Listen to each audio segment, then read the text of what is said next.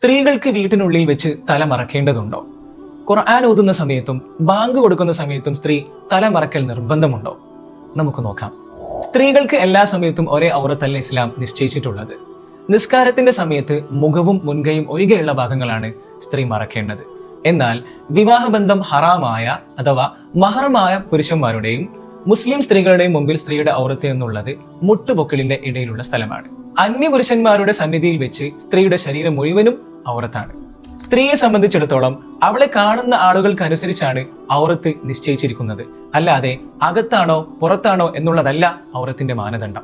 അതുകൊണ്ട് തന്നെ വീട്ടിൽ അന്യപുരുഷന്മാരില്ലാത്ത സാഹചര്യത്തിൽ തല മറക്കേണ്ടതില്ല, തലമറക്കൽ നിർബന്ധമില്ല. ഉപ്പ, സഹോദരൻ, മകൻ, വലിയുപ്പ, ഭർത്താവ് തുടങ്ങിയവരല്ലാത്ത എളാപ്പ, മൂത്താപ്പ, മകൻ പോലെയുള്ള കസിൻസ് ആണെങ്കിലും അവർ അന്യപുരുഷന്മാരാണ്. അവർ വീട്ടിലുണ്ടെങ്കിൽ തലമറക്കൽ നിർബന്ധമാണ്. രണ്ടാമത്തെ ചോദ്യം, ബാങ്ക് കൊടുക്കുമ്പോഴും ഖുർആൻ ഓതുമ്പോഴും സ്ത്രീ തല മറക്കേണ്ടതുണ്ടോ? നിർബന്ധമില്ല എന്നതാണ് ഉത്തരം. എങ്കിലും ബാങ്കിന്റെയും ഖുർആനിന്റെയും ഹുർമത്ത് അഥവാ പവിത്രത മാനിച്ചുകൊണ്ട് ആ സമയത്ത് തലമറക്കൽ പ്രത്യേകം പുണ്യമുള്ളതും ബാങ്കിനെയും ഖുർആനിനെയും ബഹുമാനിക്കുന്നതിൽ പെട്ടതുമാണ്.